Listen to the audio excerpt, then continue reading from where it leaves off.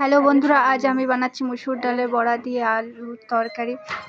তরকারিটা বানানোর জন্য আমি প্রথমে সর্ষের তেল গরম করে নিয়েছি। ওই সর্ষের তেলে আমি বড়াগুলো ভেজে নেবো। বড়াগুলো ভেজে নেওয়ার পরে তুলে নেব। তুলে নেওয়ার পরে আমি ওই তেলে একটু সর্ষের তেল দিয়ে দেবো। সর্ষের তেল দেওয়ার পরে আলুগুলো ভেজে নেবো। আলুগুলো ভাজা হয়ে যাওয়ার পরে আমি তুলে নেবো। আর আবার ওই কড়াইয়ে একটু সর্ষের তেল দিয়ে দেবো। কালো জিরে ফোড়ন দিয়ে দেবো। কালো জিরে ফোড়ন দেওয়ার পরে আমি আদা লঙ্কা যে বেটে রাখা ছিল সেটা দিয়ে দেবো।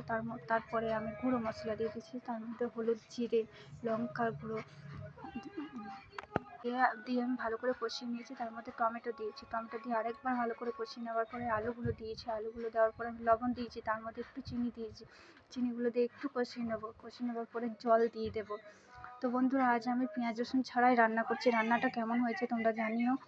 তো একটু ফুটিয়ে নিলাম আলুটা।